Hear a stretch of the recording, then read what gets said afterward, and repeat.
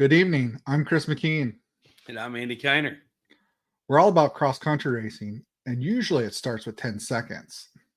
But not in Iowa. It all starts with hands-on helmets. Welcome, everyone. Everybody's excited. We got a lot of people already on here. Good close. Show, too. Good show. I know. I'm getting nervous. Went from having to find stuff to talk about. We're going to be full of stuff here in another week from now. Another week, yes. I don't know. Do you get nervous? Because I get super nervous making sure my head scoring's okay.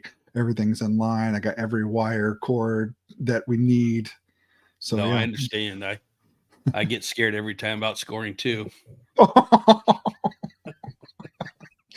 Nice. God, I left my cell phone for that one. Oh no, we're usually. Oh man, this is gonna be fun. We're usually there like that first race. I'll be there on Tuesday night, so I think the panic starts to set in for us. Yeah. But somehow or another, we're always ready. We got a good team, and every time we're really worried about it, somehow or another, everybody comes together. So yeah, should be okay. I do think though the worst, when I really do get the most nervous, is when I'm trying to make a short speech, at a writers' meeting and asking somebody like Brad or Joe or somebody, ask scoring. Are they ready? Are they ready? Scoring. Well, okay. We're gonna keep track of that this year. That's a challenge on who's challenge ready. Accepted. Yeah, we're gonna keep track of this on who's ready first and who's waiting on who. Think I'm gonna come out victorious. I just hope everybody's ready this year. When we say we're starting at 8:30, it's probably gonna be 8:15. We're gonna be ready to throw it, man. Yeah, someone's gonna be late to the gate this year. I'll guarantee you. Yeah, and that's not only for the 90s. That's every class. We're clear to go. We can start a little early. We're gonna go. Especially that side by sides. Yeah. So you yeah. So what do we got for the podcast tonight? It's gonna be pretty good. A little preview tonight. A little preview. Got some people to thank, of course. Yep, so we have Joe Lutes and Gary Eads that are going to join us tonight. And then we're going to talk all about Trenton, right? It's all about Trenton. We're going to go over the parking, kind of what to expect. We're going to talk about the course itself. And then we're going to talk about the registration process, since we've made some changes this year. Trying to speed all that along in the pre-entry process. If you participated in that survey, what to expect when you're coming up to register. I just had a phone call right before, not phone call, but a message right before we came on, probably 10 minutes before, asking about the camping situation down there. So it'd be good to get a lot of that stuff out. Yep. So everybody's kind of, it's new, fresh. Everybody's excited. And so let's go ahead and get started. You ready to bring on our first guest? Who is it? Come on, tell me. Who is our first guest? You don't want to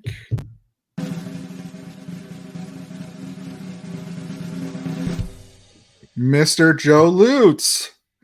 Where's Joe? Where's Joe? Where's Joe? Hey, Joe. Hey. Uh-oh. Hey, we can't hear you, Joe.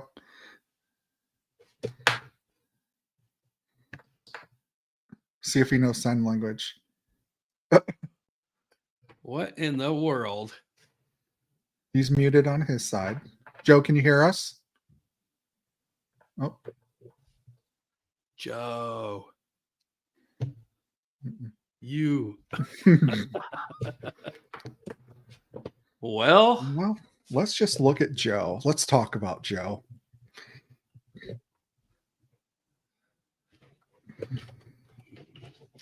Maybe I can try texting Joe. We did tell Joe 7, didn't we? 7 p.m., not 7 a.m. Let's see. Come on, Joe.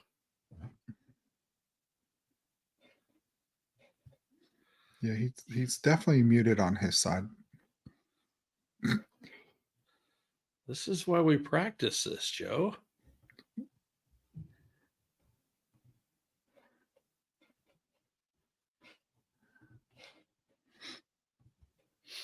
Well, so tell us something else. Well, I'm trying to get a hold of him. It's See not if he how can I want to read. get started.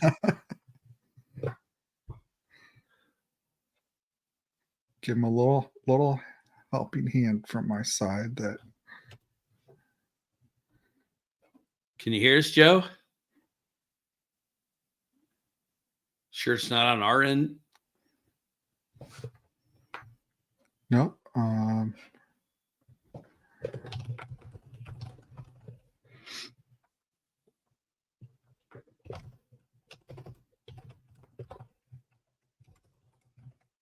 Okay, well, we might have to bring Joe back on. Huh. Well, maybe we can keep checking on Joe for a minute and see if we can get him live. You know, when we're going to have Joe on, you're going to have something's going to happen here. You know, Chris, all the track guys know this. He just texted me and said, I can't hear. Huh. Yeah. Wonder what could have changed. We just had him on. Go ahead and tell him to click back on. I'm going to, he kicked himself from the studio. So if you just want to text him, let him go ahead and join us. We do have Gary ready. You want to just go ahead and bring Gary on, and we'll kind of just go with the flow. Yeah. Well, hello, Gary. Hey guys. Thanks for joining us as we work through technology issues. Thanks for having me. Can you hear me okay? Yeah, we can hear you. Yeah. Okay, awesome. You know, Joe has this thing. I don't know if you two know this, but we call Joe all the time. We're like, Joe, what time are you going to be here? And he'll be like, I'll be here about 8:00. And then we all turn around and like, did he mean 8:00 in the morning or 8:00 at night? So I'm sure he's blaming it on Melinda right now. But Gary, we're glad to have you, though. Glad to be here. I believe, Joe. Go ahead and nod your head if you can hear us. Okay. All right. Well, we'll go ahead and interview Gary here real quick, and then we'll bring Joe back on. So technology, gotta love it. So why are we bringing Gary on, Andy? Well, I think people need to know this. You know, we talk about this all the time, and when we find races and stuff and race tracks, it's a lot harder than people think, especially in Iowa with the way the land is and stuff. And we had Gary came to, or I guess you called me one day, didn't you? Mm-hmm. And say, hey, I ran into Mike, or you was talking to Mike Arnold, the landowner down there, and they both kind of had a little chat about maybe having a race again. And Mike was open to it. And we had some situations while we pulled out last time just due to the entrance and stuff and trying to get people in and out of there. And yeah, so Gary kind of connected the dots for us in a huge way when we were having issues getting tracks. And we had 2 new tracks this year that's had to be put off till next year now. So this came in perfect timing. And I just really wanted to make sure everybody knew, Gary, that, you know, that we appreciate it. And we definitely give you 100% credit, even though we've been to this track before. I mean, this is still, it's like a new track to us, you know, having another opportunity to get back there. And the landowner has done an awesome job. We're going to be talking about that a little bit later, getting ready and getting set up for this. So, but yeah, thank you, Gary, for connecting those dots. That's it's huge. Well, ever since the series kind of had to pull out, you know, obviously down here it's pretty close to us, North Missouri guys. So it's about 30 minutes from my house, and I always wanted to go back. Not necessarily just because it was close, but because it's a fun property. Yeah. It really is a North Missouri track. It's not as rocky as Southern Missouri. Don't tear your stuff up too bad. So we always, all of us up here, always kind of wanted to go back to it, and I just so happened to see him one day, and I just kind of got to talking to him, and he actually mentioned they did some work on that crossing, that creek crossing to get in there, and I knew that was kind of a hot button. So I think he got out the door and I was on the phone. He might not have made it out of the door, but he gave me his cell phone number, and he said he'd be interested in doing it. And Andy's phone was burning before I sat back down in my chair. So yeah, and I think you probably remember what I told you too. It's the first thing we talked about, like you said, was that crossing and the road and stuff. And I don't know if it was because I think I even told you this there a couple weeks ago, but I'm not sure if it was because of the ground. So I say the ground, the driveway, and that crossing. But I guess I'd almost truly forgotten how cool of a place that was until I got back down there to start working on the track that first time. And it was like, dang, I missed this. It does. It truly has about everything you could ask for, and timing of the year to be in Missouri, it's a little nicer than up here that time of the year. I'm really, really looking forward to it. Yeah, I can't wait. I'm hoping the weather kind of stays how today was about perfect. We can't seem to get away from the wind, but we could use a little bit of rain. I had some friends down over the weekend and we were riding here at my place, and it's a little dusty out in the fields, but if the wind keeps up, maybe it'll blow it off. I don't know, but we could use a little rain, but the weather's temperature-wise been about perfect. So can't ask for much more here into March, 1st of April. Hopefully it stays that way. Yeah, Gary, you probably don't know this. Or maybe, I guess we did talk since then, but I was going to come down Monday. We didn't have to work, and it rained the whole day. And then Tuesday, I was talking with Daryl, the guy that runs the place for Mike. And he said they got about an inch and a half of rain. I forget exactly where he lives. He's about 20 minutes south of there. And he said it rained all night and was kind of questionable until he got up there to tell me if we should come in. And we ended up taking off about 10 o'clock that morning on Tuesday morning to come down there.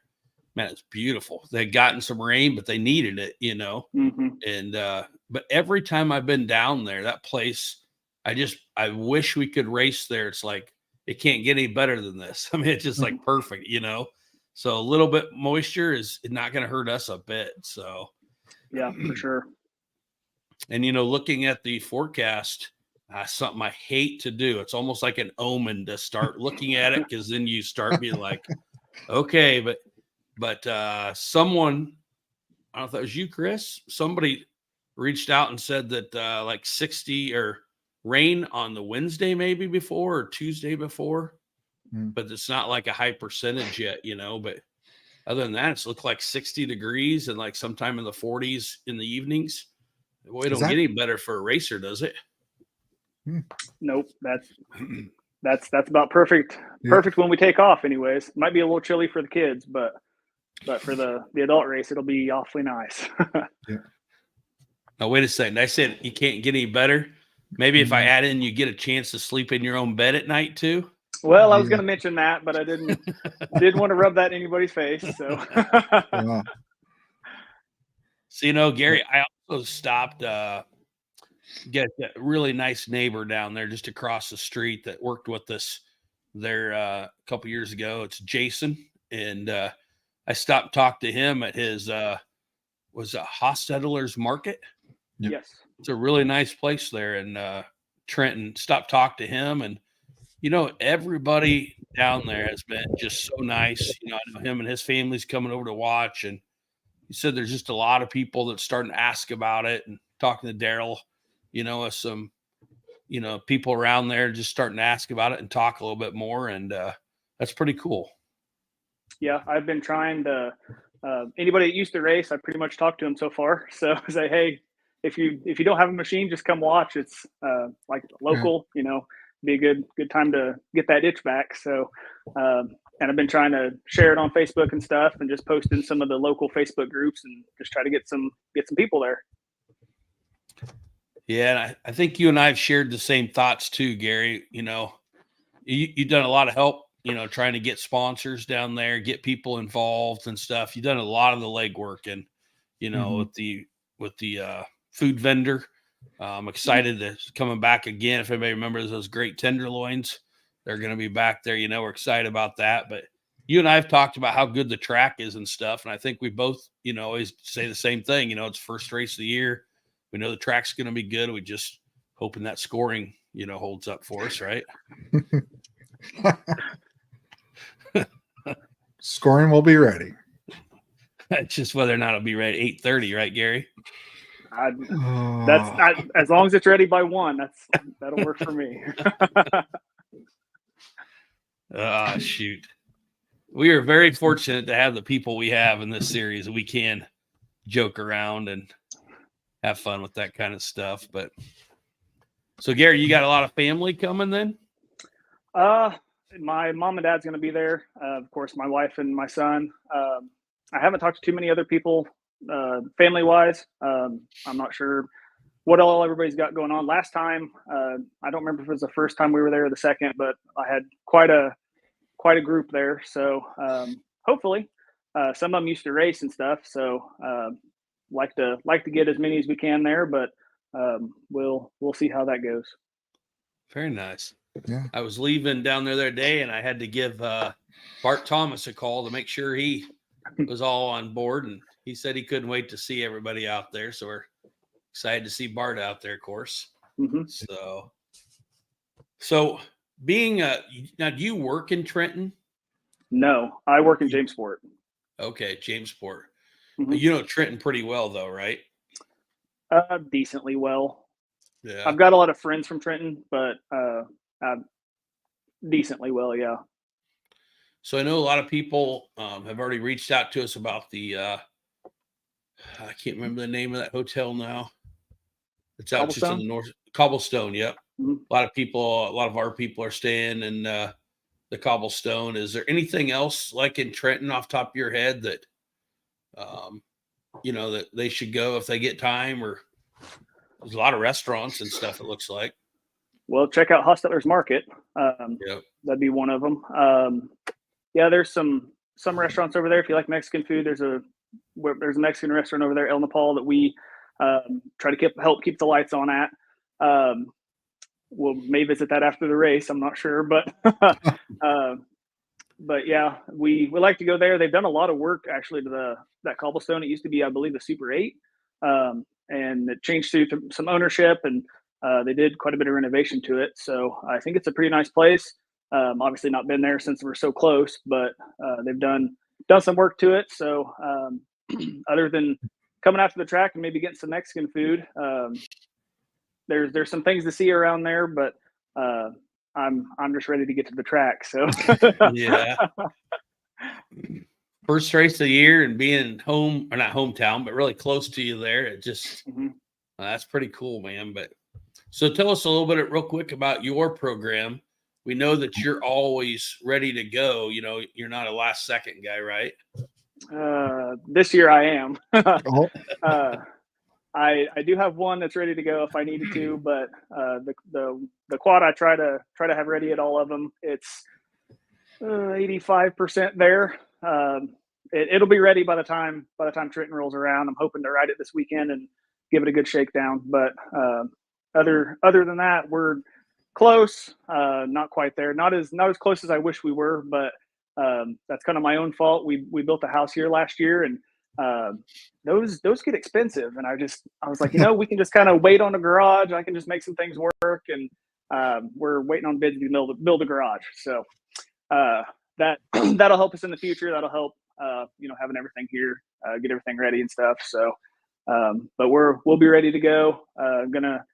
Gonna try to ride a little bit between now and then. Hopefully I hit a tree over the weekend, hopefully get all that out of my system. So make sure everything's ready to go.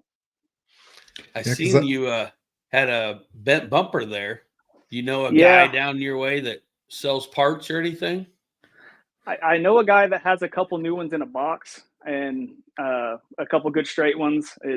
He just didn't get around to changing it out, but at least now I've got a good reason to. So but yeah, I've got a little bit of an inventory setback. The main things I use, so I'll just need to swap another one on it, and hopefully not hit the tree next time. Well, I know you know this, Chris, but I asked that just because so many people know Gary as the parts guy, you know, and comes down to 450 parts. You're one of the guys that everybody looks forward to right away, you know, getting a hold of. And I know you've helped a lot of people out. I was just talking to my son-in-law, and I guess they had bought a bunch of stuff for you that my grandson's going to be racing. Looking forward to seeing him on that first one. Actually, today's his birthday, so happy birthday, Jaden. Oh, happy birthday. Happy birthday, Jaden. So so appreciate that. I know they said they got quite a bit of stuff from you, and seems like I hear that a lot. Well, the main thought was to help some local people. Obviously, I've shipped stuff and stuff like that too. But it just I've got a quad buying addiction, I guess you could say. It's hard for me to turn one down, but it's a lot of fun. I like working on them, like trying to fix them up and stuff. So if they're too far gone, then try to help some other people out with some of the parts off of them. Very cool. We're almost ready to say that we're vintage racing now, you know, with the way a lot of people call the Hondas that I like to race and buy dinosaurs. I'm not quite there yet, but there's quite a blue wave out there now, and not to be political, it's those Yamahas, but but I'm gonna keep running my carb machines and see what happens. Very cool. Remember a day that we even had Chris McKean on a Honda out there one time. Oh, always on a Honda. So Gary, you're going to be rejoining the A class this year. I can tell you that it's one of the bigger classes. What kind of you done to prepare for that for this year? Well, been trying to ride here. I've got a quad I practice on, and like I said, weather's been really nice here, so it's been off and on nice since the end of February. So been able to get out and ride and try to not be lacking on fitness at the first race. I'm not sure I'm good enough there yet, but once the adrenaline kicks in, hopefully it takes us the rest of the way. But we really wanting to try to do well. I know Riley Sharp's going to be an A again. I'm really good friends with him, and he's always tough competition. I'm glad to hear there's a lot of us. A couple years ago, we were on a little shy end of that, so I'd rather line up than 25 of us than 5 of us. So as long as we all make it through the first couple corners, it's a lot of fun after that.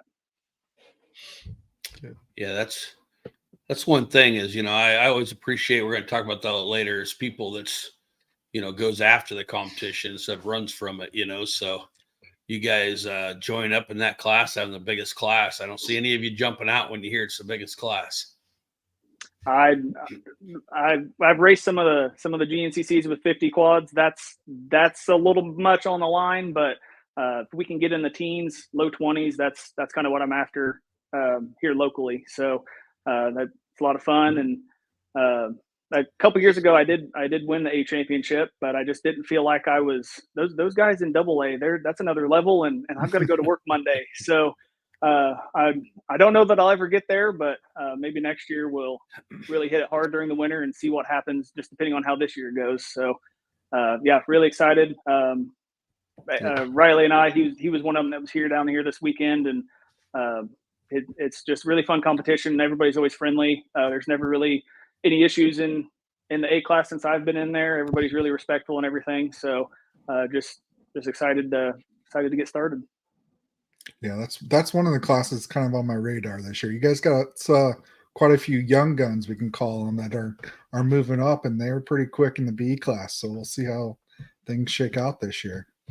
Yeah, every year it goes by. I'm 30 now, so I was really looking at that plus 30 class. But every year I just seem to get older, and some of the guys in the A class just don't age. They just either some guys move, and then we've got 6, 17, 18-year-olds that are playing sports and stuff, and in school, and then racing on the weekends. And it's a little different whenever I was in my early 20s and doing it, but it's still a lot of fun.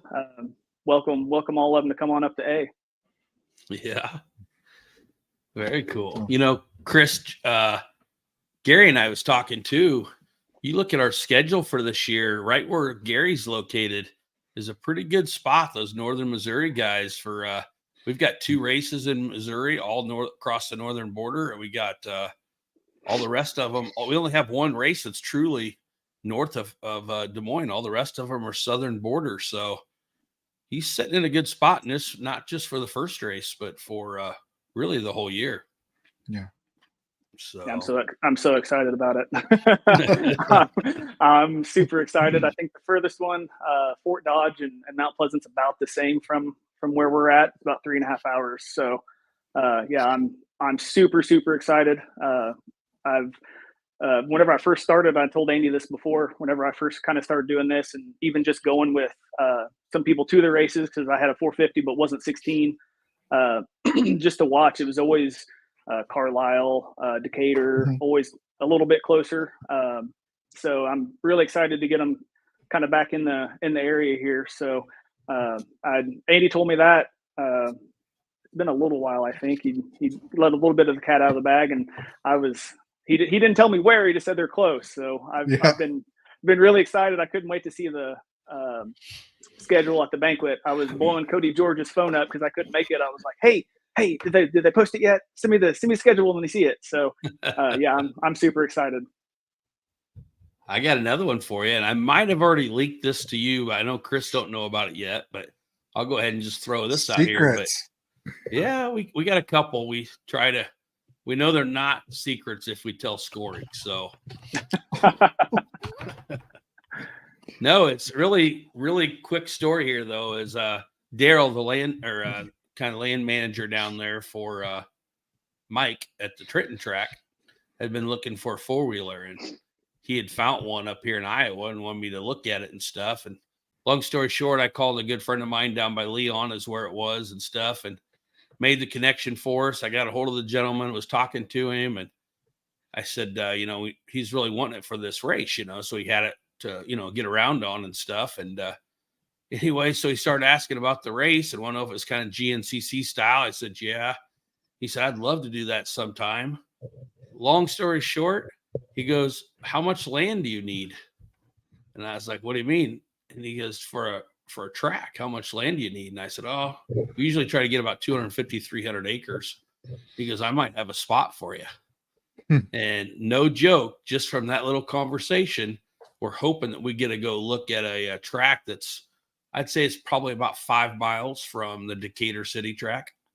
So yeah, again, it's so, I say weird, but it's just ironic that you don't just find this stuff. If we get on a map and you go out and you try looking for it, it's just almost impossible to find this stuff. It's just the connections and like, you getting out there and talking to people and stuff. I know you've been looking for other areas down there. So we beg everybody, man, do what Gary's doing and let us know if you hear of anything. Maybe we can come to a town near you. So absolutely. Yeah. Well, Gary, I sure appreciate you coming on. Yeah. Thanks for having me. Yeah. Long overdue with much time as you've got into this sport. I know it's how much help that you put out there to everybody on the 450s, the Hondas at least, so, and that helping us get this track. We sure appreciate it, man. And anything else I can do, let me know. I bet it can help with scoring. Oh man. It seems like they have a pretty hard job. So I'm going to steer clear of that. Yeah, so I just had to throw that out there. Man, you are on a roll tonight. Man, well, thank you, Gary, for joining us. We'll see you in, less than a week or about a week for some of us. Yep. I usually check these tags out on Facebook that tells me how many days, but I can't remember what it was today. I want to say 9 days. 9 days. Yeah, I think it was 9 days. Yeah. Cool. 9 days before scoring has to be there. Speaking of those daily posts, if you have not been on a daily post and you're listening in right now and you'd like to be on one of those daily posts to help me finish out one more week, go ahead and hit me up on Messenger. Yeah, we appreciate that too, Chris. Yeah, it's been some fun to reach out and get some conversations going with everybody. But yeah. All right. Well, Gary, thanks, man. Say Yep, hello to the thanks. family, and can't wait to see you guys there. Yep, we'll see you guys down there. Thanks. Thank you. Yeah. Well, speaking of guys in the A class that never age, they always seem to be, same everything. I think that pretty much fits Joe, right? Joe. Joe Lutes. The one that can't hear us? Joe, can you hear us? Yep. Did you get the bell tone? Got the bell tones put back in? I played Andy earlier. See, he had to go get a can of Mountain Dew. He had to power back up. That's what was wrong right there. No dew. Wow. So yeah, Joe, we kind of spilled the beans. We're kind of like skipping around tonight, but you are plus 50 champion last year. You decided that you want to kind of give that champ. Now the year before, what was you the year before? Plus 40. You won the plus 40. Then you went to the plus 50, and you were able to even beat Paul Cirque, right? Yeah. Yep. So we don't have a plus 60. So you're going to jump over. So you're jumping over to A class. Yep. More people there, and I figured, okay, I'll go there. Okay. So I know Paul's right now listening. Paul, you're welcome. My phone's blowing up. Joe, I've already told you this, but I am absolutely blown away. You and I were talking about a week ago, and I was asking you what class, and I was truly joking with you because I didn't think you would leave the plus 50. And at that point, I asked you, remember if you were going to plus 30 to get the trifecta, the 30, 40, 50 thing. And you come back with the A class. And, so many times I love competition. I love people that love competition, and you get people trying to figure out what class isn't going to be the toughest, or what class is going to be, who's going to have the least amount in it, and stuff. And here you are, you've went from a plus 40 champ to a plus 50 champ. And I know talking to you, you said that one of the reasons you liked that plus 50 was everybody was just so fun to ride with. And they all just got along so well. And now you're going to jump into the A class. We've already talked about earlier that it's the biggest class right now for pre-registrations.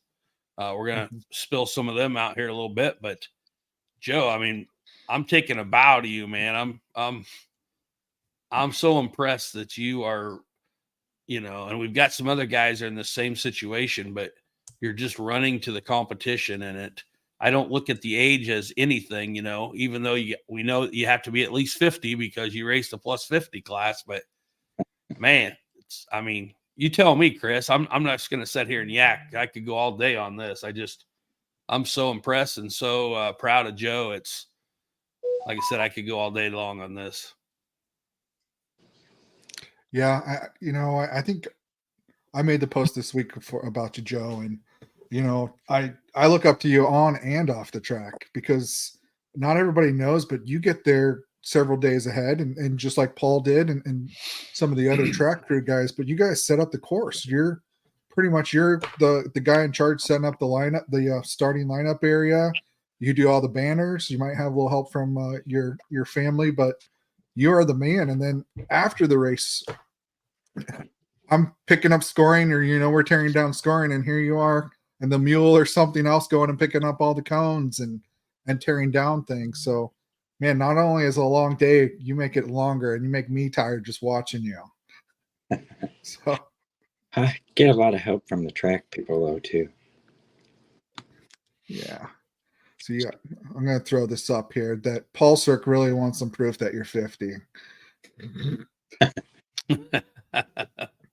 From the first race.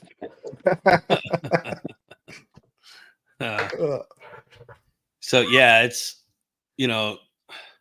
Chris just, I should shut up because I could go all night long on this. And Joe, I know how proud I am of you and the accomplishments you've had and stuff on and off, like Chris said, but we're talking about the competition and the racing and where you're headed to A class. But like Chris just said, you get off of there and all you do is grab like 2 Mountain Dews and you're out there tearing track down after you've, spent. And I've had people, and I think everybody's heard this before, and I'm not afraid to talk about it either, is, we have some people be like, well, wait a second, you're not supposed to be able to ride the track, before the race, such and such. Riding the track and working the track is 2 completely different things. And it's funny how most people that come out and work and do what you do would be complaining for like 3 days afterwards about, I'm throwing a hammer back and forth, a 3-pound hammer, beating all this stuff in, or you're going to ride on the track. It's only to get off to use a chainsaw, and stuff. And to do all that and then be able to race and the format that you do is unbelievable. But then after you get off of there and just go right back at it like nothing happened. And I know you got to be tired sometimes, but you sure don't show it. And there's a few races where I've been a little beat, but a couple Mountain Dew is good to go. Yeah. That's the trick to it, huh? Yep. I'll bring extra at the first race. So for Paul. Yep. Very cool. Yeah, we're gonna have to change the drinks that Paul grabs a hold of and get him to go into the special Mountain Dew that Joe brings. So, Joe, what are you looking? I know you're looking forward to getting back to the track for many reasons. See people, you want to work, and stuff. But what are you looking most forward to for this year?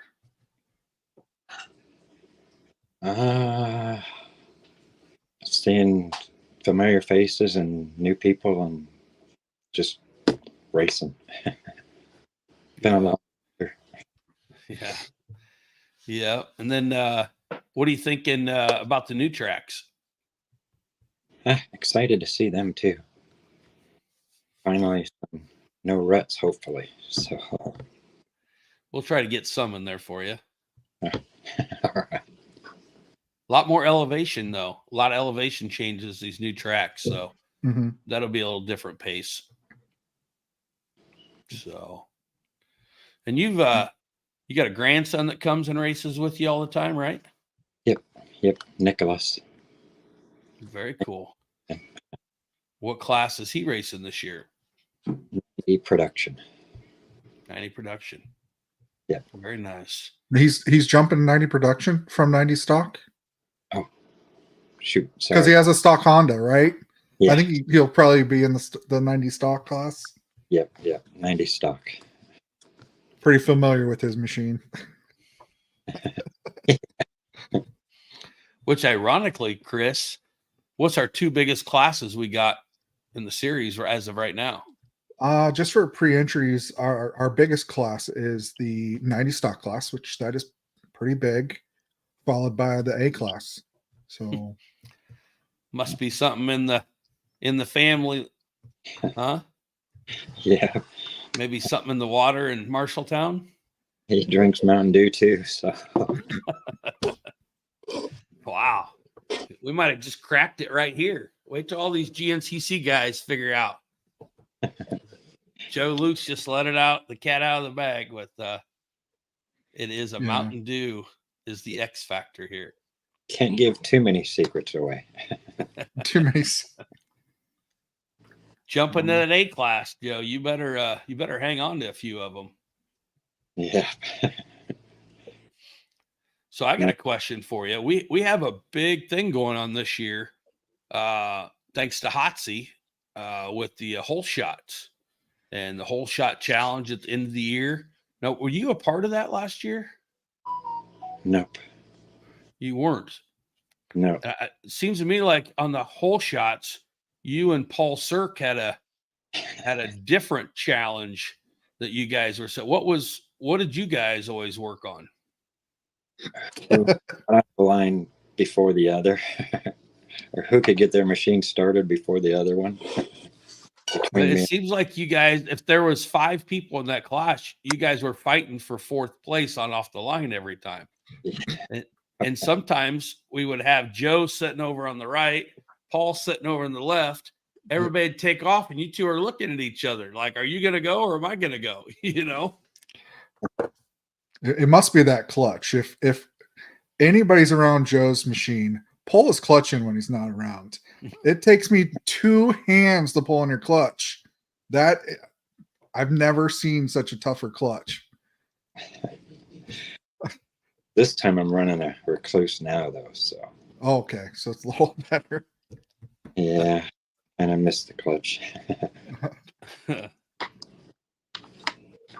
So is that something, in all seriousness now, Joe, is that something that you're actually going to work on, is knowing that you're going to A class? Are you going to be trying to get off there absolutely as quick as you can? Yes, I'm hoping to be a lot better at the start, at least, instead of playing catch up. So, Yeah, Yeah. I can see it. I know you can do it. So I just think Paul might slip something in your Mountain Dew there to keep you setting for a while. So, all right. Cool. So, Well, Joe, I'm asking you that question that we always call you and ask you. When are you coming to Trenton? We got a lot of work to do. Thursday sometime. So just sometime. We're not saying a time, right? No. Okay. Usually, Chris, he says he's kind of broadened the horizon now, because usually I'll be like, "When you coming?" He'll be like, "Thursday morning." And then it's probably going to be about 6 to 8 o'clock that night. He'll roll in, just smiling, you know. well, there's Melinda. She piped in just a couple seconds ago saying Thursday morning. Oh, okay. So by Gotcha. Friday, we should see Joe. Well, we give you crap all the time, Joe, but you know that I'm not afraid to say it. It wouldn't be the same without you, and we wouldn't probably get done each time without you. So forget everything you do on the track, actually racing. You know, I appreciate everything you do to make sure that everybody else can race, you know, with you and Paul doing double duty and trying to get this stuff done and then still be able to go out there and race. It's you've definitely, well, and Brent too. Brent, same way. Yeah. You guys definitely, you know, get my vote for we sure appreciate it. So, and definitely want to wish you luck going that A class. I can't wait to see how you stack up with the young ones. Yep. Yep, I can't wait. Getting excited already. Cool. You have anything else for Joe, Chris? I don't. We brought him on to thank him. Kind of see what he's been up to. We haven't talked to him all winter here, so it's good to catch up this week. Yeah. Yeah, maybe them guys on the A class, if they get way out in front for some reason, you know, if you have a bad start, you can just maybe go up and talk to them that first race and say, "Hey, I'm one of the reasons that your track is here. So remember that if I have an issue, you know." Give me like a 5-second head start. Be all right. 5 seconds. Well, you're going to want to be a part of that whole shot thing. There's $750 on the line right now. Come down the end of the year, and some Hotsy is giving out some prizes there. It's going to be pretty cool. We're excited for it. So I hope you can find a way to be a part of that this year, Joe. Yep. The 5-second head start. I think I'm good. Hopefully.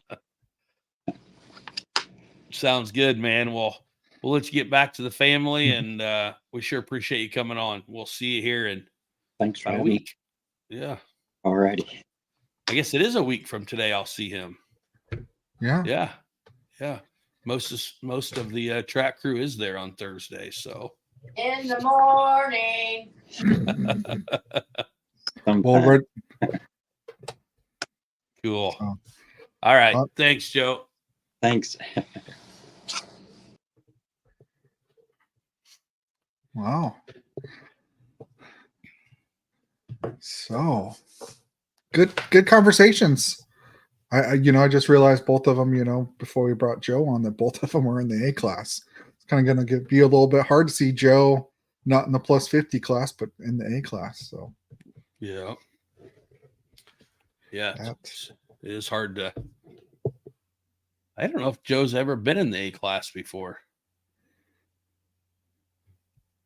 Seems like I can't remember what class he was in before he went to the plus 40. yeah. So let's talk about the first race. Excuse me. So Yeah. it's in Trenton, Missouri, right? We all know that. I'm going to throw up the address here. So those that haven't seen the Facebook or the website, here's the address that's the closest. There's not a physical address, right, Andy? Correct. This is actually the address across the street, the neighbors directly across the street's address. But we will have signage and stuff up to turn. We're on the north side of the road. This address is on the south side of the road.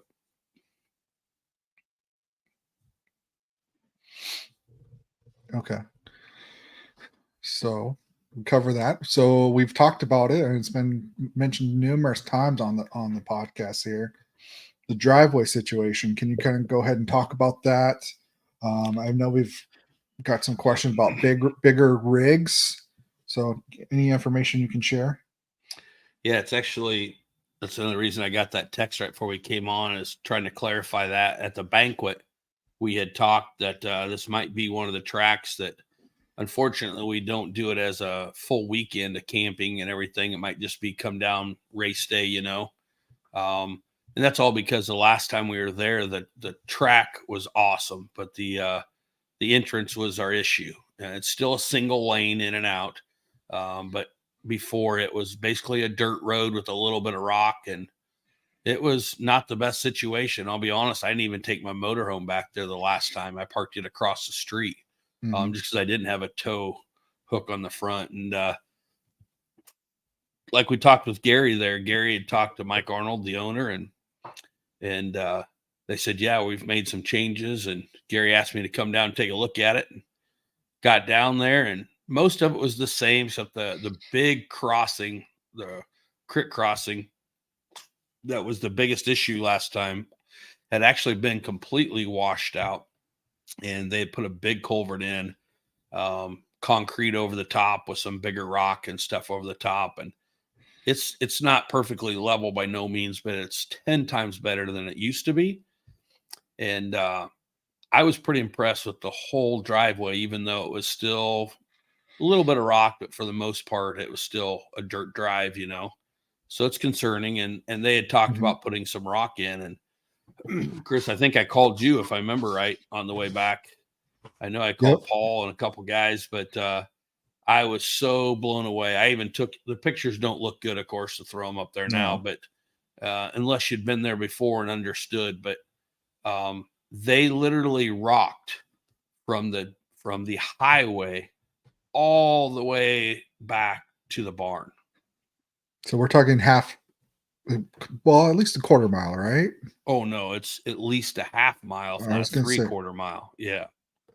It's a long drive, and it's still single lane, so, which isn't a big deal. 9% of our people are coming in, and then everybody's going out, but there's places to get over if you need to and stuff, but it's a slow going, but it's just so nice. They've widened it out a little bit so the rock will get, pushed out, but yeah, just unbelievable. I got to meet Daryl the first time we went down this year. Daryl is kind of the land keeper for Mike out at the track, and it just won't even look the same. Chris, it's been a while since you've been there and stuff. My guess is when you pull in there, you are going to be amazed on how well that place looks. There's no tall grass. They've been mowing it, and the place is cleaned up. It's just it is so like where we're putting the start this time is going to be different than any place we've ever done it down there. We have everything figured out. We just got to get it done now. But there are some holes where they'd been moving trees, and Daryl's going out there to fill in the holes and, to make sure that we don't have any holes out there in our starting area. But he was telling me, tell you how much work went in down there. I think it was almost every day for 1 year, I think he said, that he was there pulling trees out of the ground. And that's how many trees have been. There's some huge piles out there, but I just can't say it enough. Just a ton of work. Mm-hmm. So the getting in and getting out, the camping, it's going to be really nice this time. So what if those that have the bigger rigs, what do you kind of recommend there? Well, if we don't have any major rainstorm between now and then, we have no issues. It'll be absolutely perfect. Okay. The day after it rained there, was it Tuesday? I was down there and it was absolutely perfect. I wish we could have raced that day. But if we'd happen to get a real soaker, and you're bringing something really big, I think a fifth wheel camper, something like that, you're just fine. If you're coming in with the toter or a big bus or something like that, then we do have an alternate parking set up just in case, just so we know that we're okay. But if there is a question, you can always feel free to get a hold of me, and we'll make sure that you understand the situation. But unless we have a thing with rain, I don't foresee any issues whatsoever. Okay. Good information. So first race of the year, we've got one of returning sponsors as the race sponsor. You going to talk a little bit about them? Yeah, Vanderpool Construction out of Indianola, Iowa. Toby and his mom and dad and their family it's a whole family business. My son-in-law works down there. It's just anybody I've ever talked to that's worked there has nothing but good things to say about them. That, I always tell everybody, if you need rock or you need a pool built, I shouldn't start saying everything they do because I'm not up on everything, but there's just a great family business, and we're just lucky to be a part of them. They have helped a lot of people out over the years, and we're just very fortunate to have the Vanderpool family and the business and everything, there with us. So, but going through construction in Iowa, especially around the Des Moines, Southern Iowa, keep an eye out on those excavators and dozers and dump trucks and everything, to see the Vanderpool Construction logo out there and give them a honk, tell them we thank them. So, no Toby, and of course, both the boys will be there racing. They're both in the AA class. They've already been putting in the time this year with the in the GNCC runs. I know they were clear down in Florida racing and had some really good runs this year. So that's a family that's fully invested, and they're very rarely you see Kate or Alec there by themselves. It's usually a family right there behind them. So it's pretty cool. All right. So I'm seeing several comments about snakes. Do you want to? So we do know it's earlier in the year. We've had maybe an issue several years ago with that. But you've been down there. You've been working. I still think it's a little too early in the year for them to come out and migrate from the cave across the fields. But what are your thoughts? So that's, we probably scared more people than what we really needed to. There was 1 year down there that we did see a couple, and that kind of got things going a little bit. In the heat of the moment, you're always kind of get you pumped up a little bit. But here's an interesting situation. I talked to the landowner next door just on Tuesday, and I asked him about the situation, and he's like, yeah, that's why you guys need to be in there in April, because you're getting there before they start coming out of hibernation, Yeah. And so he said, yeah, you'd be good. They haven't seen anything. It's ironic. He said, when I was down there the last time, he said it was not unusual to be walking across the highway to his mailbox and see one, see a snake. He said for a couple of years it was like that, but he said for the last couple of years, he said he hasn't hardly seen anything. And I was talking with Daryl, the landkeeper there, and he told me that he's been there now for 3 years, working out there almost every single day. And a big thing, I think he's absolutely right when he said a big part of it is cutting that grass down, and a lot of that before they cut it, when we were there last time, it was 3-4 foot tall. So it gives them a lot of cover and stuff. And once they started maintaining that place, kind of where we're going to be, really changed the direction. But he told me he hadn't seen a snake out there, and he hunts there all the time. He hadn't seen a snake there in 3 years. And then one single day, he found a couple snakes in the barn, and that was the only ones he's ever seen there in 3 years. So I think the proof's in the pudding that, there still might be some, but we get there early to where they really haven't came out. And that's the key to why we get there early. Yep. So if we can't have this race, it probably won't be rescheduled, correct?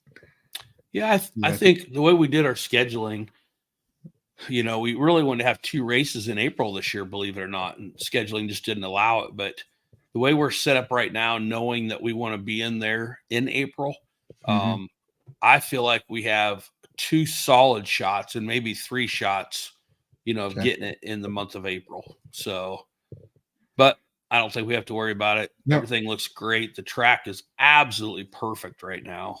I'm so excited.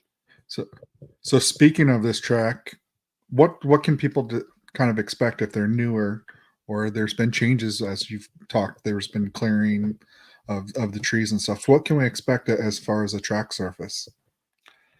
So where we're starting, where we're scoring, and everything is close to where we did it. I think it was the last time, if I remember right, out in the field.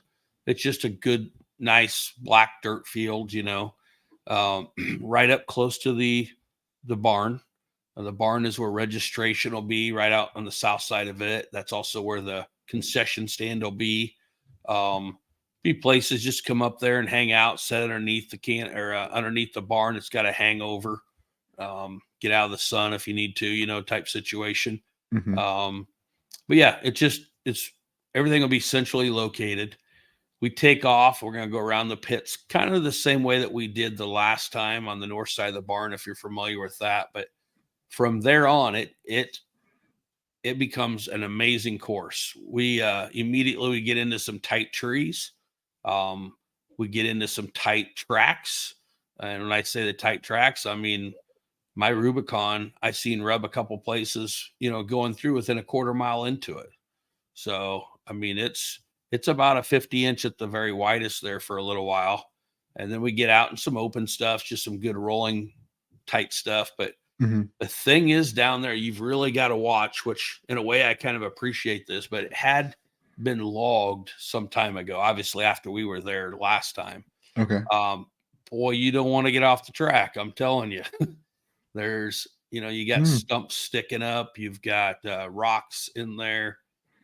There's a reason that we build the trail down here.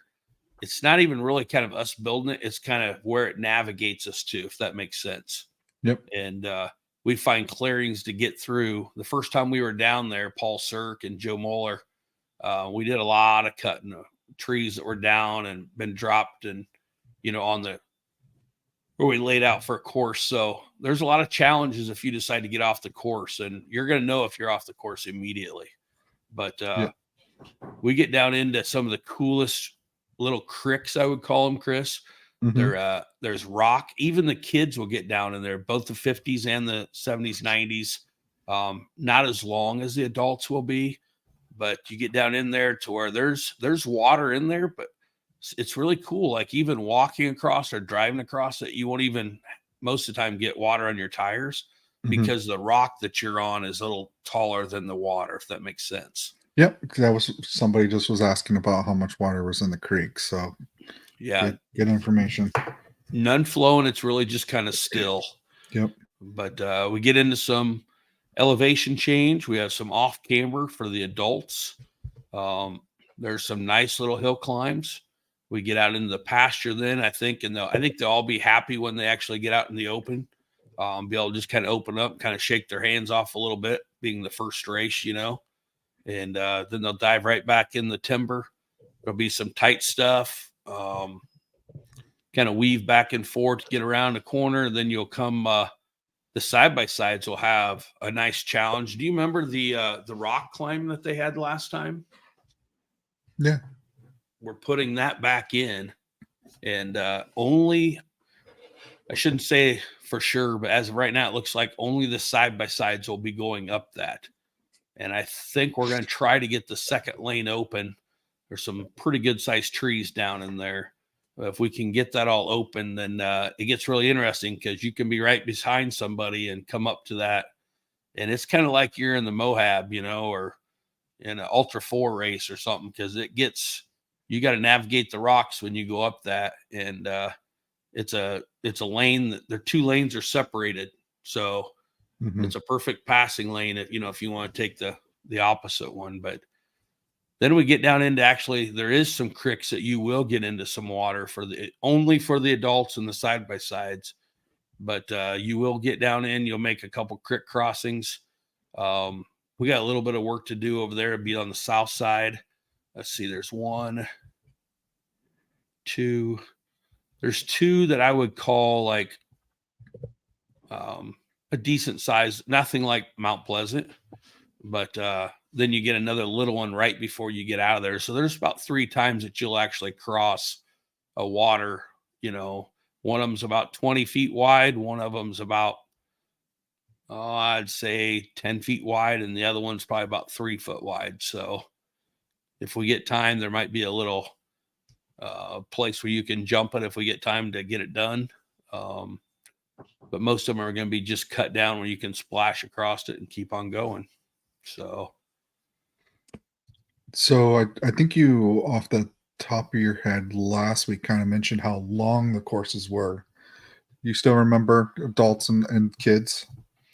Yeah, I think last time I said the ATVs, the adult ATVs, would probably be around that 6.5. I think that's probably going to be really close. I wouldn't doubt if we end up hitting that 7-mile mark on the ATVs. Okay. The side by sides, I think they're probably going to be closer to, I'd probably guess closer to about 5 on them. We might be able to get a little bit more, and that's just kind of, keeping them where we want to. There's more room there, but I think that we'll probably be around that 5, maybe 5.5. And then the kids, I would say the 70s, 90s are probably going to be pushing that 3 miles, 2.5 to 3 miles.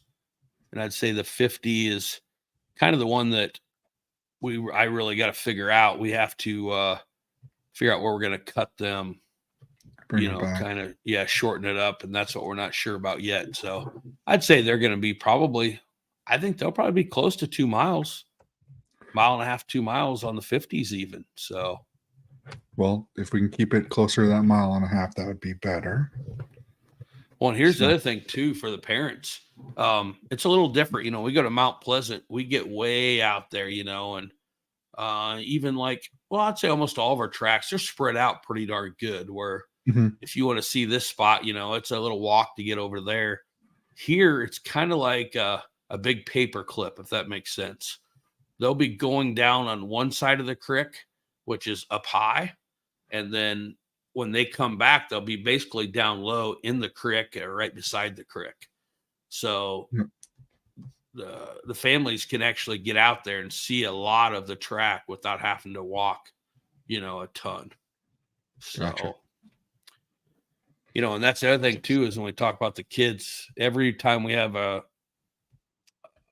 riders meeting, we're always grateful for the parents and the dads and moms, brothers, sisters, everybody goes out on the track and is out there in case some of the kiddos have an issue, which allows our track crew to keep running around, for safety to make sure everybody's okay. And this is going to be one where these rocks are, it's just a thing where they're just going to have to navigate through them. It's nothing huge, but if I had to guess that they're going to have issues at this track, it'll be,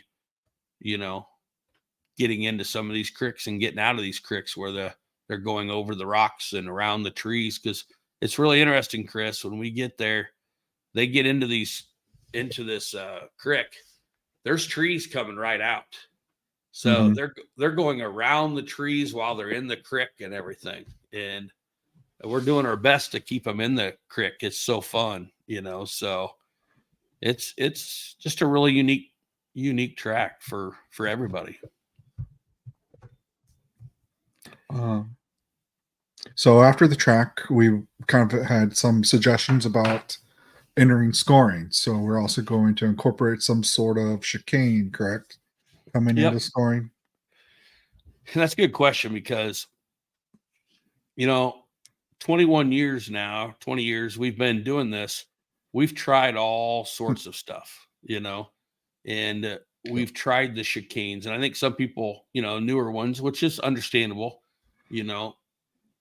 don't know that you've tried that stuff. And the situations that we get is when we do some of those chicanes to slow them down, then people get into the ropes or get into the, the caution tape and take stuff out. And then, we have issues that way.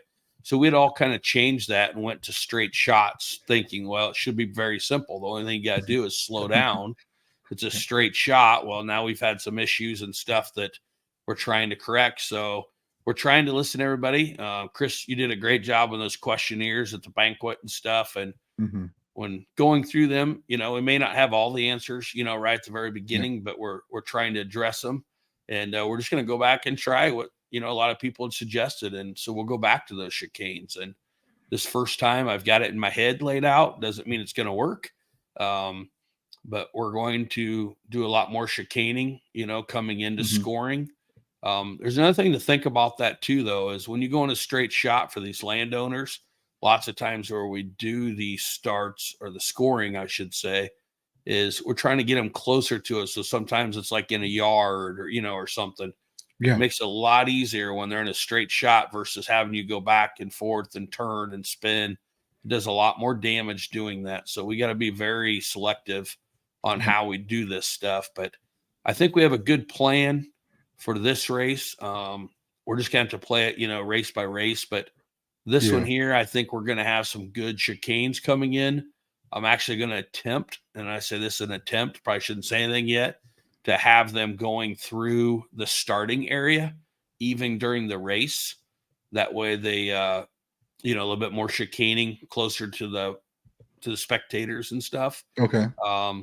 So we got a lot of stuff we're working on this first one. And I think there's options to do it. Some of them, Fort Dodge is very tough to do any kind of chicaning, but we even have an idea up there, but so we are in the rock and stuff, but no, I think this first time, I think we're going to go all out. We're going to try to get everything, the chicanes and get people slowed down coming in. And since we're talking about scoring, I just want to make it very clear to everybody, there is no pitting in the scoring area, and that's from yellow flag to yellow flag. So there will be penalties this year if you are trying to pit. I can see somebody throwing a pair of goggles as a racer to a spectator, but we shouldn't be trying to hand water to a racer. They take their eyes off where they're going, and oftentimes we're finding that there's incidents. So again, there's no pitting in the scoring area. Chris, the first thing I think of when you say penalties is I think people always look and say, that's all we need is more penalties. Yeah. When we do this, there's just so many things that can go wrong. And we've seen more and more stuff, going wrong, not just at ours, but, there's been some horrible incidents that's happened, just because of whether it be people going too fast, being people distracted, I mean, we're no different. We had a guy park his 4-wheeler in the trailer, you know, before, just because being distracted, you know. So it's very important for them to understand this isn't it's not necessary. It is a penalty, but I'm going to say it's a common sense penalty. You know, when you're coming through that scoring, you need to be focused. You know, you need to see what's going on. You need to, you know, it's a tight area. So I think where I'm really going to help you in scoring this year, Chris, is with the chicaning that I have, what I think is going to happen. That's going to end up having to keep people further away from the scoring, you know, by the way that they're working and weaving their way into scoring. So I think we're going to pretty much eliminate that anyway for you, try to at least most of the places. But it still isn't going to help the fact that, you know, some people, it's, you know, I don't want to go down the wrong road here, but I know. I was just keeping it vague that, you know, it's common sense. We don't want to see anybody hurt. You know, it's the most area where it gets the most attention. So we're just trying to be safe as possible. But you know what, though? Actually, I don't mind that, because when I say going down the wrong way, because let's be honest here, almost every single race, you have 10 people maybe that really, you know, and I hope not that many, but really push the limit. So let's just talk about that just for a second. If you and I are racing, Chris, okay, and I come in there and you get in that race mode, you really don't understand it. But if you're allowed to come in there and go third gear through scoring, or pass where you're not supposed to be passing, or take off 5 feet earlier, that's a whole second or two, you know. And if I come through there in the right way and I'm doing my 5 mile an hour like I should be, you know, come through there rolling like that, and I get to that last yellow flag and I take off, by doing the right way, I could lose 2 or 3 seconds, you know, for getting through there. So, you know, it's a thing to keep it fair. It's a thing to keep it safe. You know, I understand, you know, I've raced before, you've raced before. We understand that something that might happen out there at the 2 mile mark, or heck, we've seen it most of the time happen on the start, where a couple guys get into it, but they have no idea that, you know, Joe hit Bobby and Bobby hit Paul before Paul got hit by Scott, you know, and they don't see that backup, but then they have that in their head that I'm going to pay him back. And unfortunately, I know you've seen this way too many times, that they may not catch Bobby till he comes into scoring, and all of a sudden, you know, hey, I'm going to tell Bobby that I'm not happy with him, and I ram into him while, you know, he's trying to get scored. And that, my friend, is not going to happen anymore. You know, it's, if you need to talk to him, that'll be after the track or on the track somewhere else, but it's not going to happen in scoring no more. So we got to crack down. It's not going to make any difference on, you know, what class you are, your name, your number, you know, it doesn't make any difference. You know, everybody's just going to have to get slowed down, you know, show caution through there. We do it for a reason, and we want to make it fair for everybody. So, All right. So the next thing I have on my list here, kind of just to discuss, is the registration. So just a kind of reminder to everybody, you are supposed to, at every race, bring your helmet to score or to registration. So bring that, and along with that, bring your AMA card. So those that maybe, you know, pull out your AMA card, if you're listening right now, just make sure that it's up to date. If it's not up to date, please go ahead. We're going to share the link here to go ahead, and if you go to that website, very top, you have an option to renew or to join. So if you know you have a kid that isn't going to be in the 50 limited class or 50 stock class, that you don't have your AMA, to kind of speed things along, make it a little faster for you at registration, and to take some of that pressure off the registration gals, is go ahead and sign up now. It's good for a year. If you know that card's expiring in a month or 2 months, you can go ahead and renew now, and your time or your year doesn't start from today's date. It'll start from when your renewals due. So Just kind of throwing that up there to everybody. Kind of be cautious because it does take some time if you got to fill out that AMA renewal there at the track. So if you can do it ahead of time, save yourself some time. And just to be clear there, Chris, Yeah, I've had a lot of people say that I'll wait and buy it off of you guys, thinking they're helping us. Mhm. That's really not the case. It's truly better for us if they actually do it through AMA.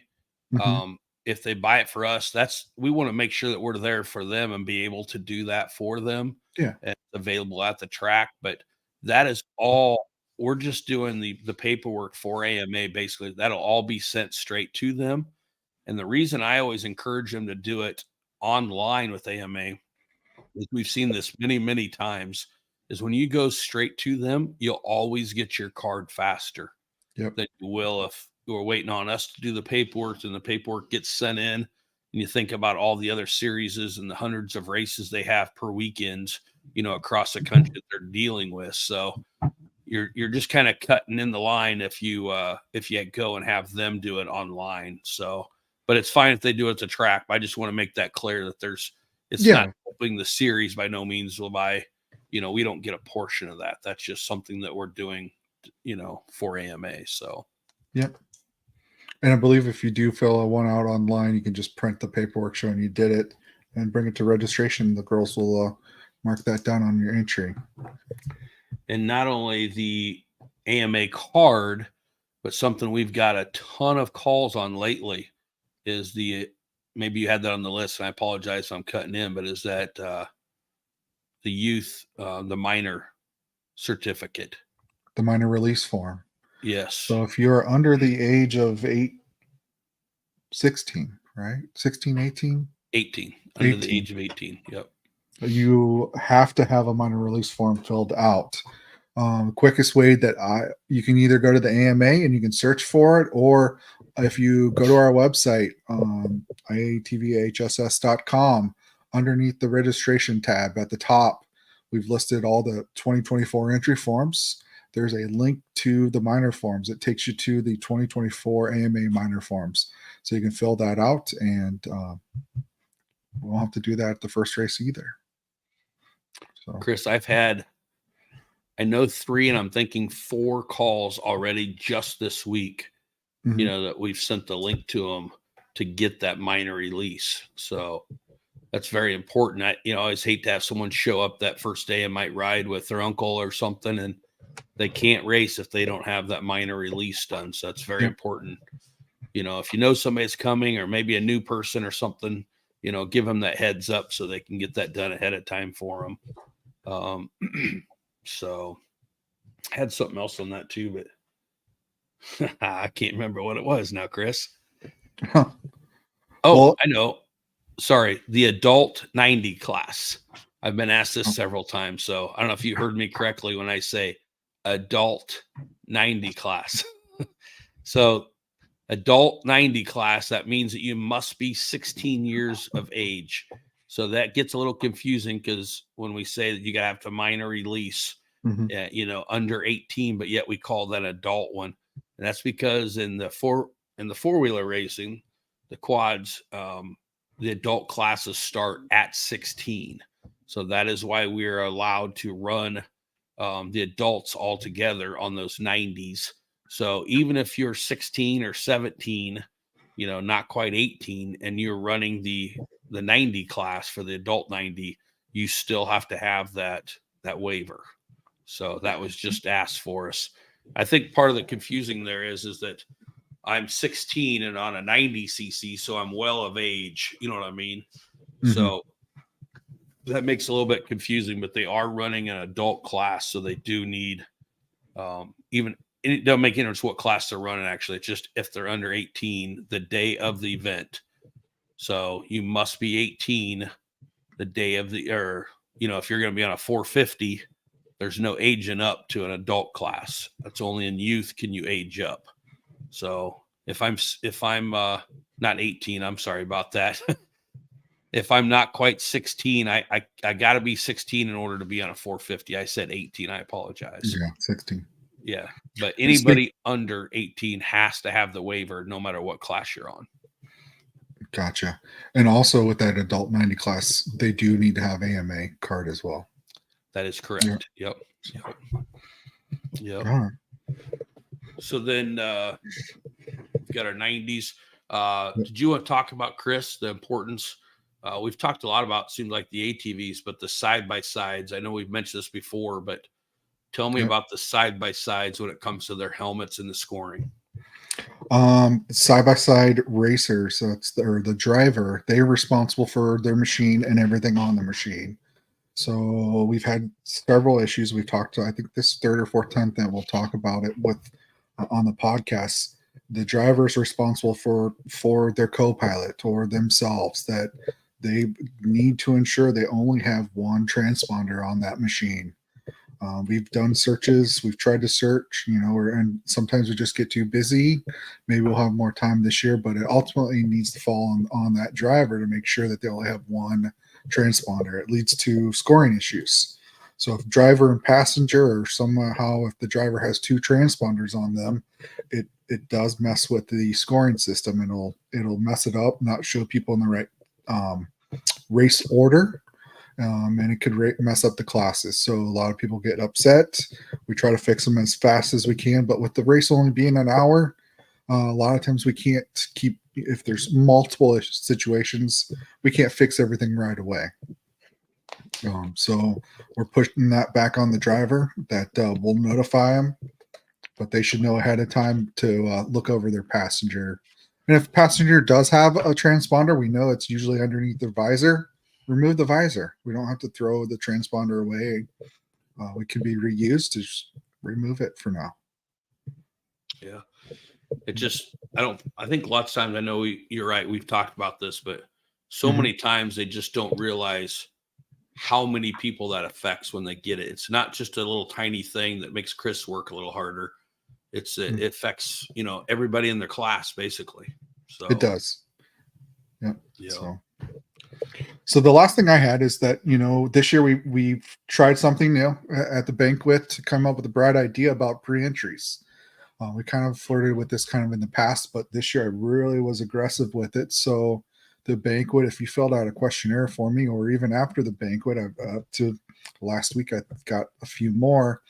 We're going to have basically a pre-registration form for you. So if you filled out that questionnaire when you come up to registration, the gals in the trailer are going to have your information. All you got to do is tell them, hey, I pre-registered, or I have the pre-entry list. Just need to have my paperwork so I can sign it. When you get your paperwork, there's three things that we have to update. We need to update what round. So you're going to circle the round that you're racing.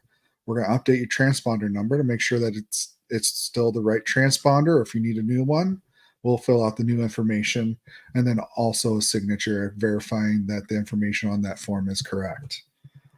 So hopefully that will help speed up registration for both the racer and on our side. If you weren't able to fill out one of those forms, I'm going to have a simplified form at the first round, or maybe the first couple rounds, to offer those that it'll save you from having to fill out that paperwork at every race, if we can get everybody get them on a pre-entry form. So I think that'll make things a lot smoother, Chris.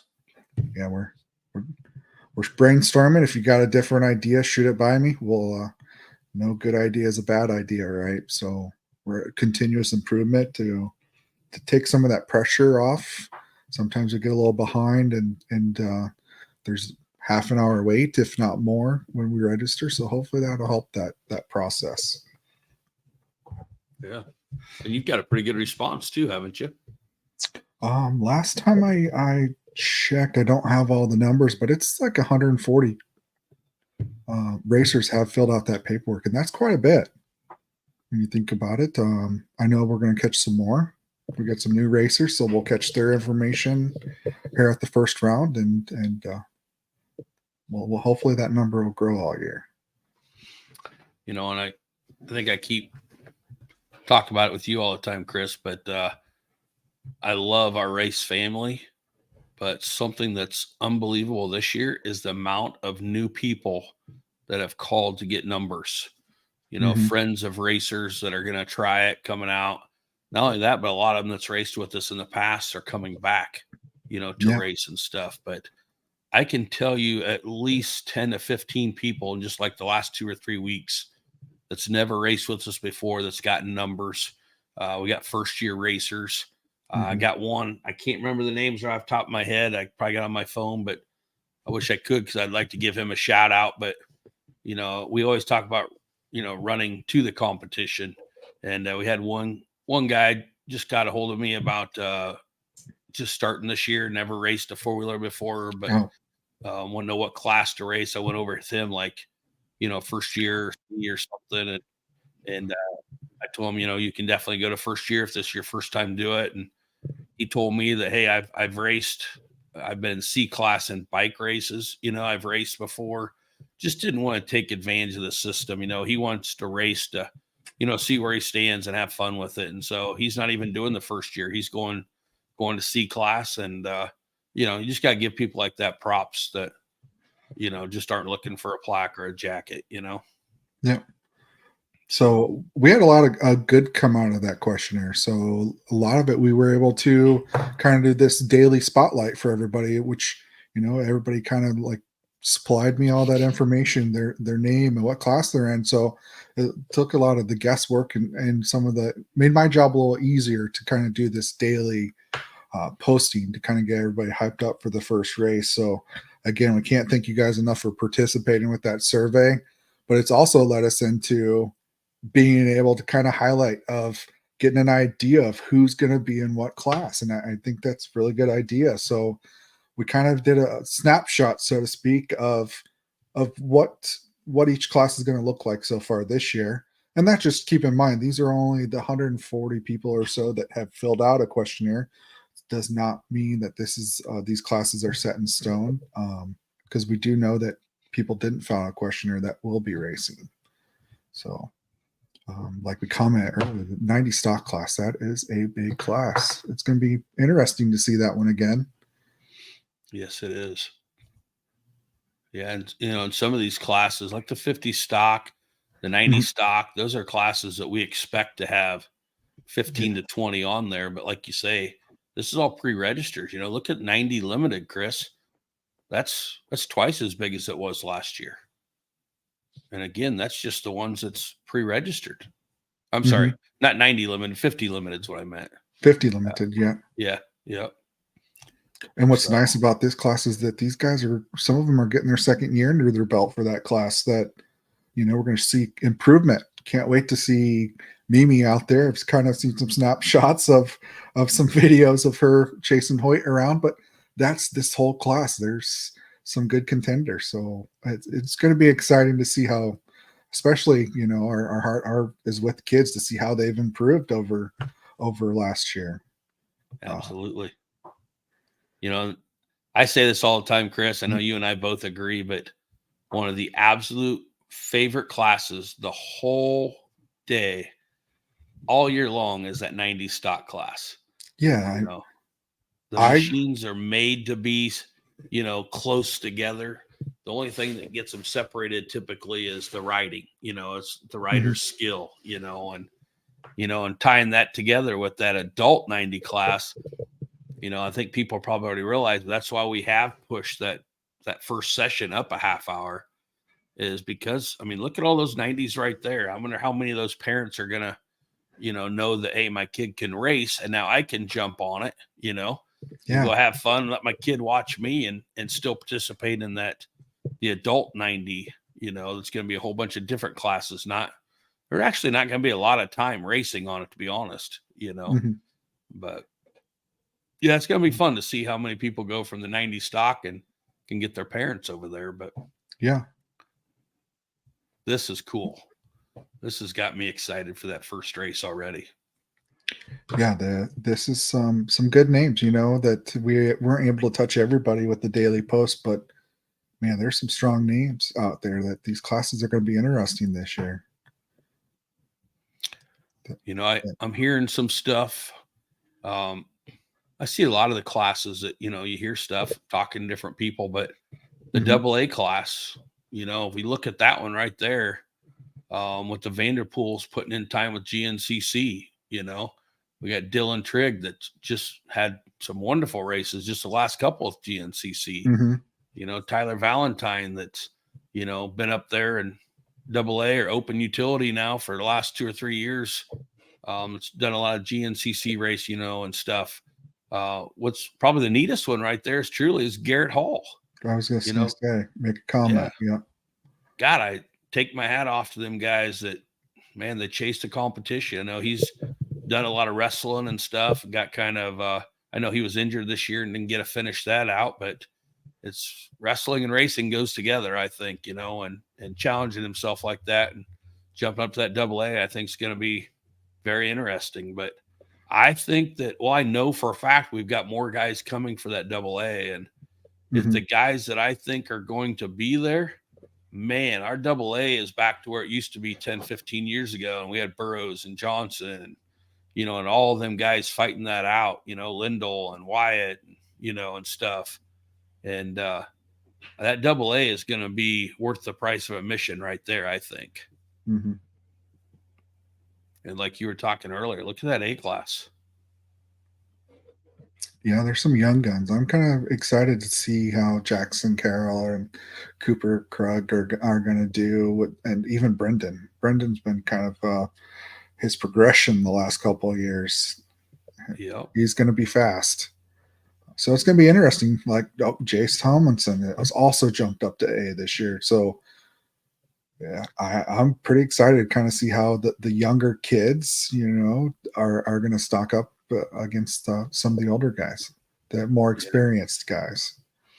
A lot of young bucks there. Bryce Gibbler, you know where he's from, don't you? Mm-hmm.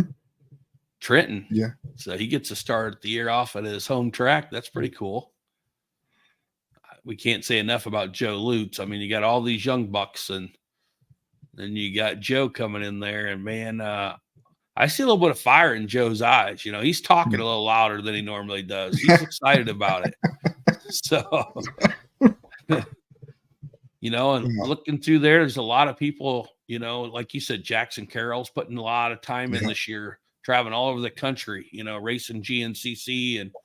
And I'd like to think some of that's preparing him for, I think he'll be faster than he's ever been. I really do, with the time and the effort and the challenges he's already had this year. And one of the neatest ones in there is, look at there's Cooper Krug. Yeah. Cooper never lost a race last year.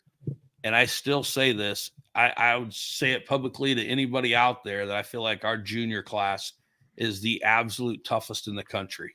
I think if we would have taken our junior class to the GNCC that last race, I think we would have had, I might be wrong, but I think we would have had top 5 guys all in our class, from Iowa. So I'm real proud of them. And for him to go undefeated last year, 7-0, and to jump from junior class to A class, we haven't seen that in some time. So I'm real excited to see what he can do on a 450. Yeah.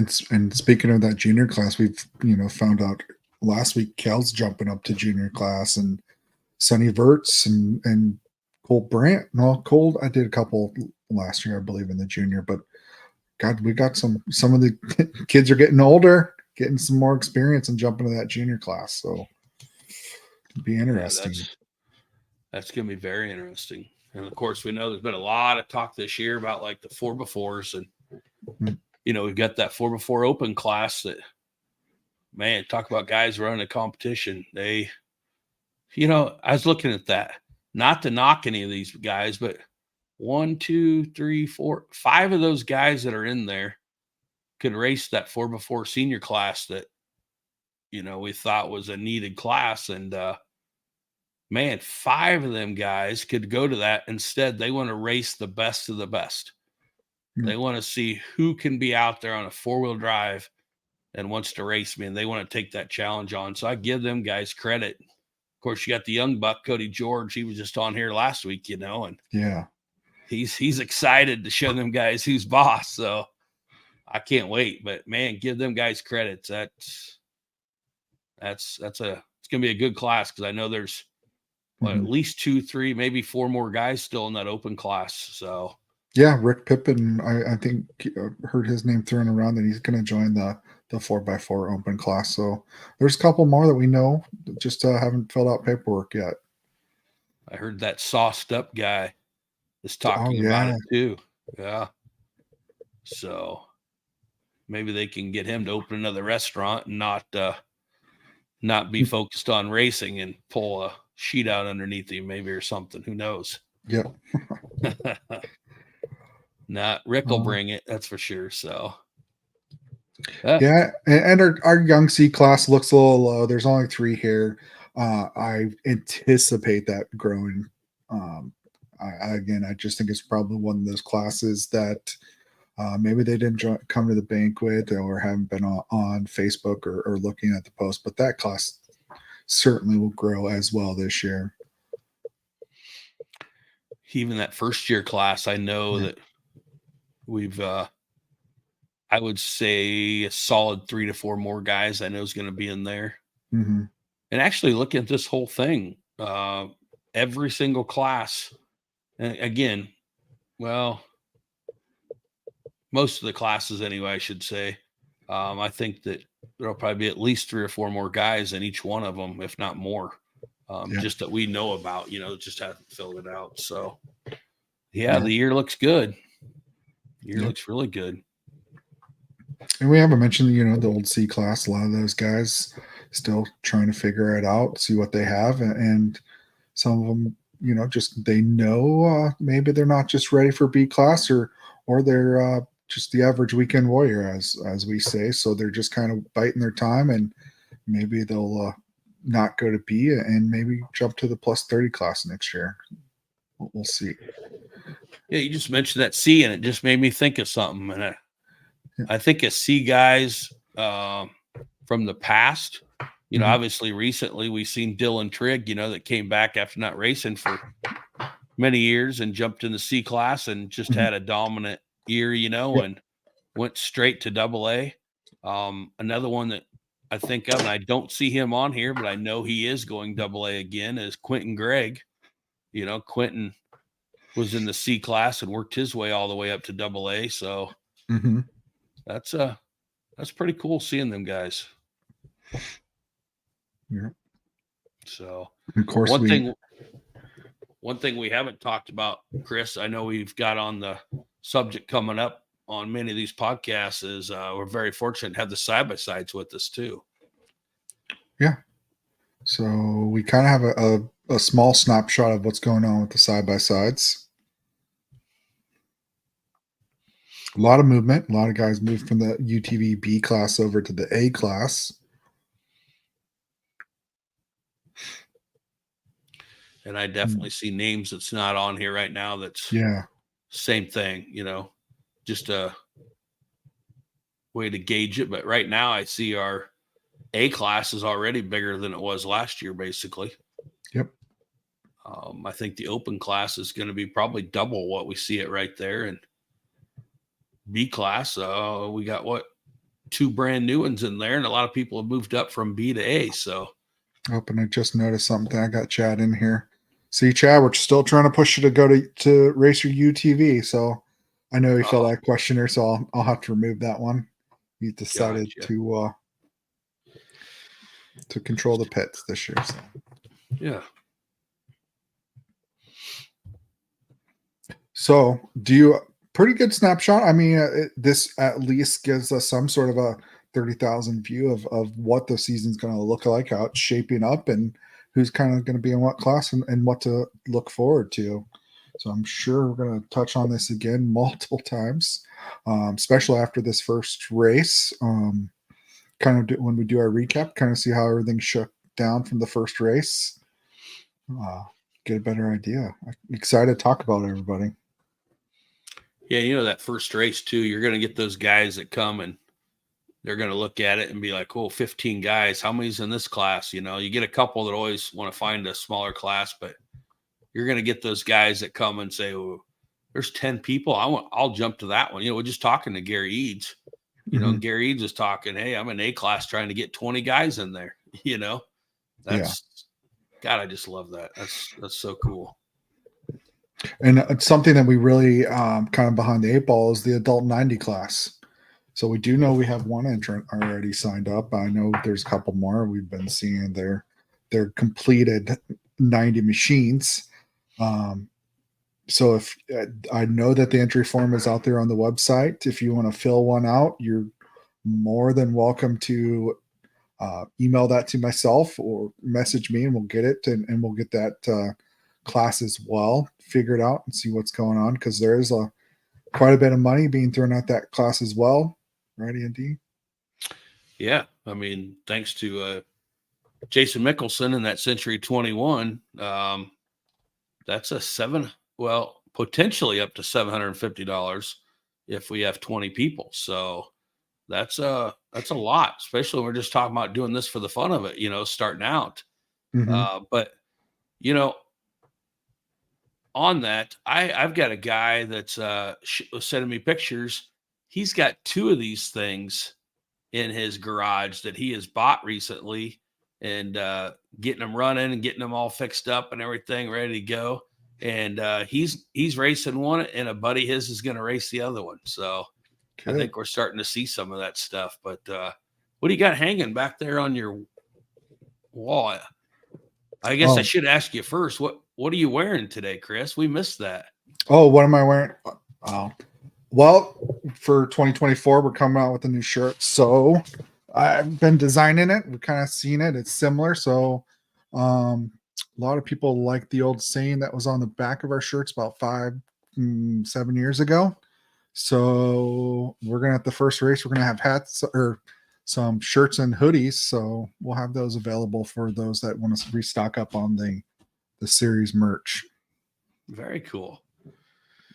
Hey, Chris, a lot of people don't know this. I think most people do, but I talked to a lot of people that have just kind of had enough of social media, if that makes sense, Mm-hmm.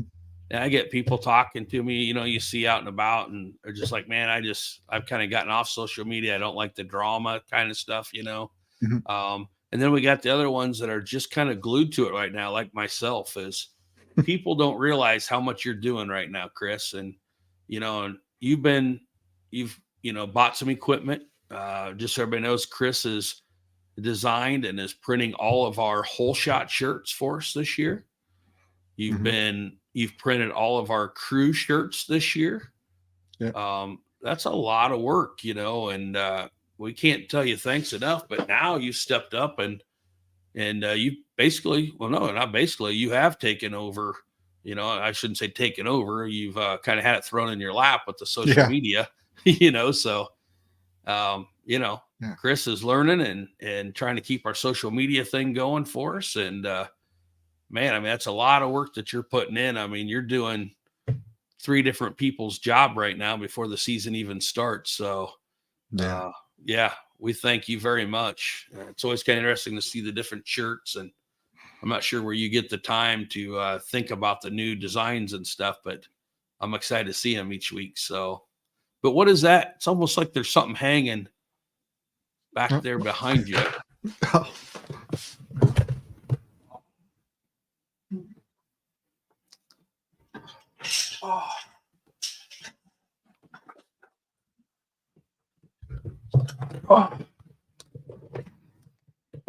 Oh, you mean my new bling for the year? Well, that's pretty cool. Looks like a big old log chain. I feel like I'm like 2 Chainz or somebody, but no, it's just something we threw together. But I hear you have something better than this one. Oh, I found out you were bringing a gold log chain to the table. I had to do something better, Chris. You ready to see this? What do you got? Oh, let me check this out.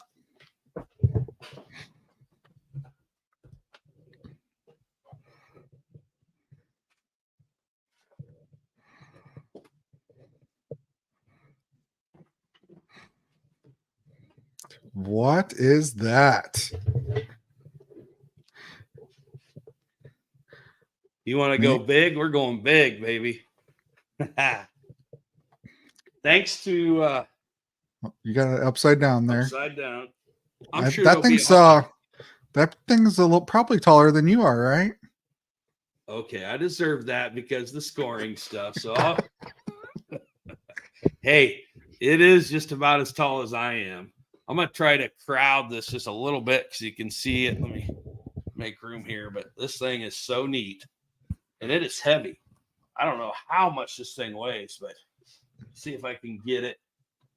It's really tough here, but Jason Mickelson with the Century 21 There you there. go. Yep. It's really hard to see it in there. Because that Our thing's Honda. so shiny right now that A lot of Just bling. Maybe that's better right there, huh? Yep. So it says adult 90cc miniseries champion. Yeah. Wow. And I'll bet you this thing, well, I know 6 pounds is what it weighs. It's pretty legit. You can put it around your waist, hang it over the top. But yeah, I feel like we're just going to finish it out like this. Chris has got his log chain. Andy's got the championship belt.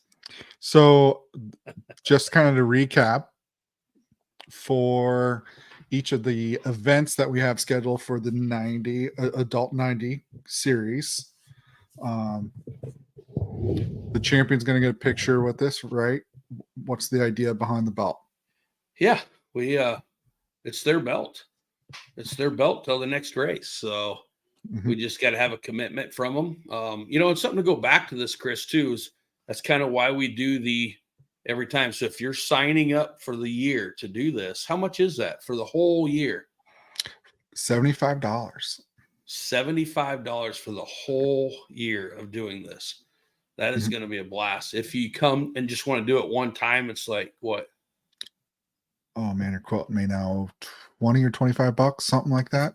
I think it was like $25. Yeah. But yeah, so we just got to have commitment from them. Everybody would be mad at them if they didn't, but I would like to be able to trust everybody, say this is your belt till the next race. Yep. So you can show everybody and brag on it and stuff. And and then the next race it'll be handed off to the next person unless you can win 2 of them in a row. So I think it's gonna be a lot of fun. But again, we gotta thank Jason Mickelson and Century 21 for helping us come up with this idea and make it a reality. So Yep. So if you're interested, there's information out there on the series website. Kind of talks about the class, the rules of the class, what's needed for machine, and we also talk about the event. So there's an event each race. First one's going to be kind of interesting because you don't have to do really any manual work other than decorating your machine. Yeah, and again, this isn't to see who's the fastest. This is to have fun and do different stuff. And we're gonna have one of the locals down there. Just pick the top 3, top 5, people that are there. Yep, so, top 3, I believe. Yeah. So just a fun deal. Every single race is, including getting your whole team involved with the pit stop challenge, at one of the events and stuff. So it'll be a lot of fun. So in case you can't see this really good yet, Chris, when the scoring people get there on Friday, I'll probably be walking around with it on. So just make sure you come see me. Just make sure you have clothes on underneath. Don't be prancing out there with your shirt off, drinking. You're going to put somebody through a table because it shouldn't happen. Oh, shoot. Yeah, we'll probably have this on display at the registration, I'm guessing. People be up there. I don't have a proof to show right now. We'll try to get it out there. I know our social media is changing a little bit right now. We're trying to get some things figured out, and we'll get the proof of the t-shirt out there somehow. I did just see the overall awards. We got those proof from Spider Graphics today. Got the final proof done, and they look pretty darn good. So pretty excited to see them. Yep, I did see a question about the poster. So yeah, well, as soon as those are available, we'll push them out. Try to make a post. Yeah, like I said, we unfortunately got some things changing, and we're gonna figure out how to get that done here somehow, some way, as quick as we possibly can. So, All right. So before we wrap it up, I see one question here. Maybe we can address this one real quick. it's been great. I have AT&T, Dustin. I've been on the phone there quite a bit. Chris will tell you too much. But everybody that's been with me has been on the phone there at some point. So I think it's actually pretty darn good. I don't think it's going to be an issue at all. So if I don't see a comment out here, Dustin, but if can we make a scoring playlist so every time you come through scoring, we got a different song going? You know, is that something somebody, I don't know if somebody brought it up or somebody mentioned they should bring it up, but maybe that's something we need to talk about is like, you know, how loud the stereo can be, you know, coming through scoring. Okay. I was like, who's complained about that?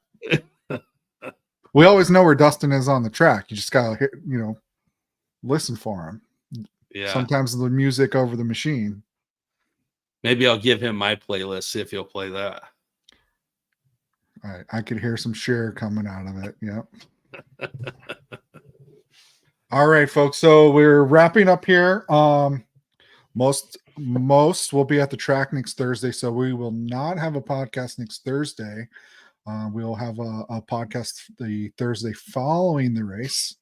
We'll go ahead and do a recap of what's going on or what has happened. Hopefully we'll have get some good interviews while we're at the track as well to share on our YouTube channel. Anything else you want to add, Andy?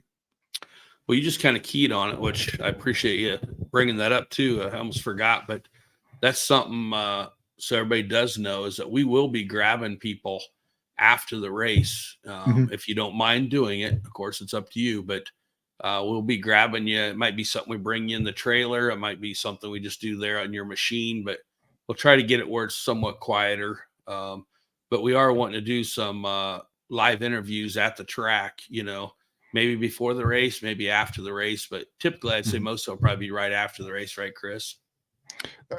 That's kind of the thought. We'll see kind of how things go.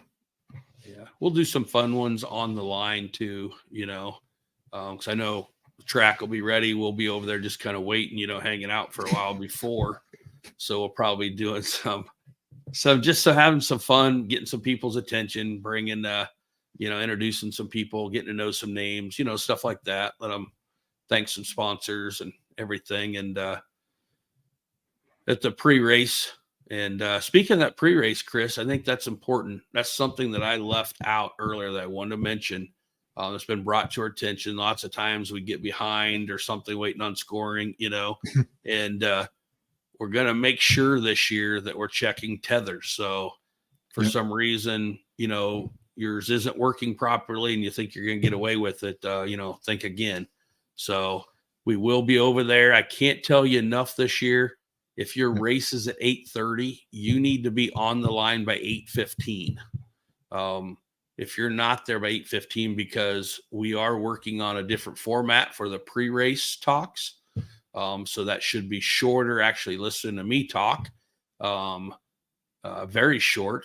And then we'll get right into our prayer and national anthem before each race. And our goal is at 5 minutes before the race is we're starting it. So please, please, please. I know things happen and sometimes you can't help it, but please don't be that guy that, you know, comes rolling up here right in the middle of everything to get ready. And I know it happens sometimes, but just know that be prepared that we're actually leaving the line, hopefully about 5 till we're supposed to each time. So, and then on that, make sure that we also remember that as soon as it's over, yes, we might grab you for a quick interview, but we're getting you straight to the register, to the awards.